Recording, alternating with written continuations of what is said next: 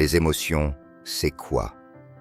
Les émotions font partie de ce qui nous rend profondément humains.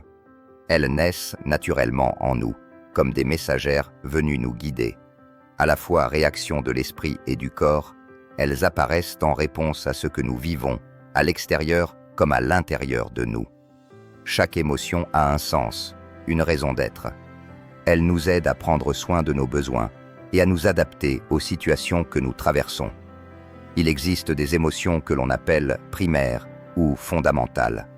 Elles nous accompagnent dès les premières années de notre vie et sont universelles comme la joie, la colère, la peur, le dégoût, la surprise, la tristesse. Où que nous soyons dans le monde, nous les connaissons toutes. Ce qui peut changer, c'est la manière dont nous les exprimons, selon notre histoire, notre culture, notre éducation, ou encore ce que la société attend de nous. En grandissant, d'autres émotions apparaissent. On les appelle émotions secondaires. Elles sont plus subtiles, plus liées à ce que nous vivons avec les autres, à nos rencontres, à nos expériences. Elles se tissent peu à peu au fil de l'enfance, parfois jusqu'à l'adolescence. Il n'y a pas de bonnes ou de mauvaises émotions. Chacune d'elles a sa place et son utilité, même si certaines nous sont plus agréables à ressentir. La joie, la sérénité nous réchauffent le cœur. La tristesse, la peur ou la colère peuvent être plus inconfortables, mais elles ont, elles aussi, quelque chose à nous dire. Elles veillent sur nous à leur manière.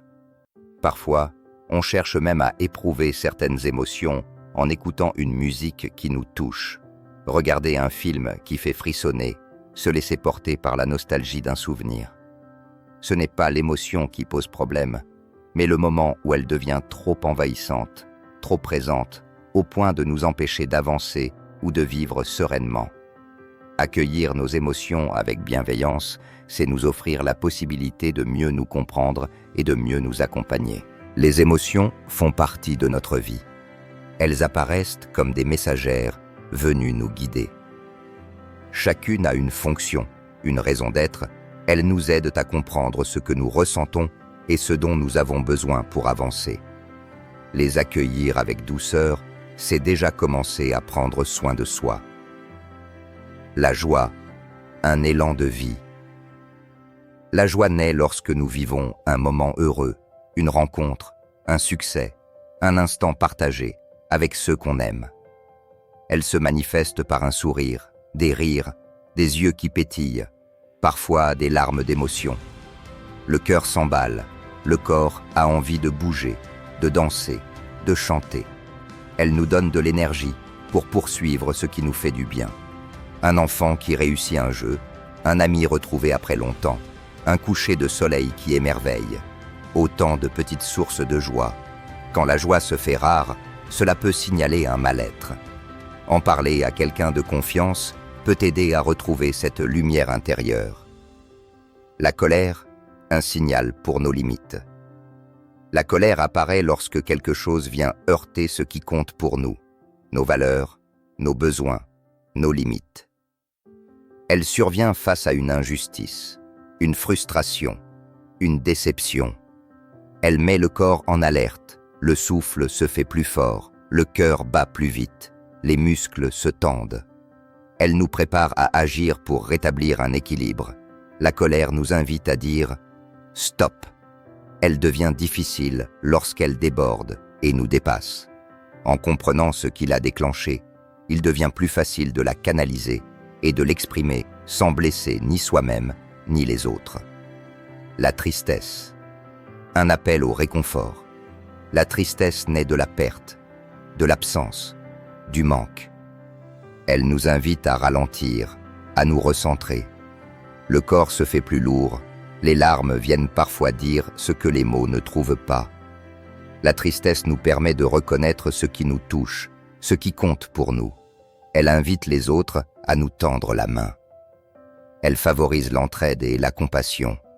Si elle devient trop présente, si elle pèse sur le quotidien, c'est un signe qu'il est temps de se faire accompagner. Parler, se confier, c'est déjà alléger ce fardeau. Le dégoût, une protection instinctive. Le dégoût surgit pour nous protéger. Il nous aide à nous éloigner de ce qui pourrait être nuisible. Une odeur, un goût, une situation qui nous met mal à l'aise. Il se voit souvent sur le visage. Le nez se fronce, les lèvres se contractent, le corps se détourne. Il nous invite à prendre soin de nous, à éviter ce qui pourrait nous faire du mal. La peur, une gardienne de notre sécurité. La peur veille sur nous. Elle se manifeste face à ce que nous percevons comme un danger. Elle mobilise notre énergie pour fuir, réagir, nous protéger. Elle peut se traduire par un cœur qui bat plus fort, une respiration rapide, un corps prêt à bouger ou figer. Elle est saine lorsqu'elle nous aide à rester en sécurité. Mais lorsqu'elle prend trop de place, qu'elle naît sans raison apparente ou qu'elle persiste après un événement difficile, elle peut devenir lourde à porter. Là encore, en parler permet de l'apprivoiser. Apprivoiser nos émotions. Les émotions ne sont ni bonnes ni mauvaises. Elles sont des guides qui nous aident à mieux nous connaître et à mieux vivre avec les autres. Les accueillir sans jugement, c'est déjà se rapprocher de soi-même. Chaque jour, nous pouvons nous poser cette question douce. Quelle émotion m'accompagne en ce moment et que cherche-t-elle à me dire? Mieux vivre avec ces émotions, un chemin vers l'équilibre intérieur. Nos journées sont naturellement traversées par un éventail d'émotions. Elles colorent nos expériences, influencent nos pensées, nos actions et participent à ce qui fait la richesse de notre vie intérieure. Les émotions sont inhérentes à notre humanité. Il est impossible d'y échapper, mais il est tout à fait possible d'apprendre à mieux les comprendre et à les accueillir. La maîtrise de nos émotions n'est pas une capacité innée. C'est une compétence qui se développe avec le temps, à travers nos expériences et nos efforts personnels. Découvrez ici ce qu'est le contrôle émotionnel, comment cultiver une meilleure relation à vos émotions au quotidien. Les émotions sont omniprésentes, chez les humains comme chez les animaux. Elles accompagnent nos choix, influencent nos relations et participent à notre bien-être général. Chacun de nous vit les émotions à sa manière, selon sa sensibilité, son histoire et son contexte. Apprendre à vivre avec ses émotions sans chercher à les étouffer ni à se laisser submerger, c'est apprendre à se connaître et à s'accueillir avec bienveillance. Le contrôle émotionnel fait partie des apprentissages qui nous aident à mieux vivre en société et à préserver notre équilibre intérieur. Mieux gérer ses émotions, ce n'est pas chercher à les effacer. C'est leur laisser la place juste, sans qu'elles ne dirigent entièrement nos paroles et nos actes. Cela permet de prendre des décisions plus éclairées, sans se laisser remporter par un élan impulsif, de nourrir des relations plus harmonieuses en évitant les malentendus et les conflits inutiles, de protéger sa santé mentale, car des émotions mal gérées peuvent générer du stress, de l'anxiété, un sentiment d'isolement ou de la tristesse prolongée. C'est avant tout une démarche de mieux-être et d'équilibre. Il existe 4 étapes pour apprivoiser ses émotions. Reconnaître ce que l'on ressent. La première étape consiste à prêter attention aux signes intérieurs, ce qui se passe dans notre corps, dans nos pensées, dans nos réactions. Il s'agit d'apprendre à nommer nos émotions, à identifier leur intensité. Est-ce que de la colère, de la tristesse, de la peur? Cette écoute de soi s'affine avec la pratique. 2. Chercher l'origine de l'émotion. Ce qui déclenche une émotion chez l'un peut ne pas toucher l'autre. Comprendre ce qui, dans une situation donnée, a éveillé notre émotion aide à en saisir le sens. Qu'a-t-on ressenti? Quel événement ou quelle parole a agi comme un déclencheur? 3. Prendre du recul. En se donnant un temps de pause, une respiration profonde, un moment de silence, un simple compte à rebours de 10 à 1. Cela nous offre la possibilité de voir la situation sous un autre angle et de répondre avec plus de justesse. 4. Exprimer ses émotions de manière apaisée. Une fois l'émotion reconnue et comprise, il est important de l'exprimer. Cela peut se faire à travers les mots, l'écriture, une activité artistique, ou simplement en se confiant à quelqu'un en qui l'on a confiance. Laisser l'émotion circuler permet de ne pas l'enfermer en soi. Des clés pour accompagner ces émotions au quotidien. La respiration profonde.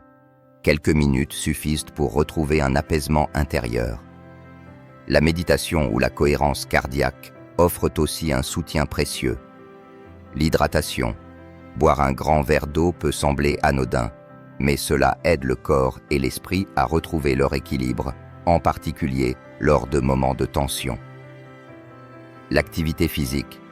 Bouger libère des hormones bénéfiques pour le moral et aide à évacuer les tensions accumulées. L'accompagnement professionnel. Lorsque les émotions deviennent trop envahissantes, il est sage de se tourner vers un spécialiste qui saura guider et proposer des outils adaptés. N'oubliez jamais, chaque émotion que vous ressentez a un sens et une utilité.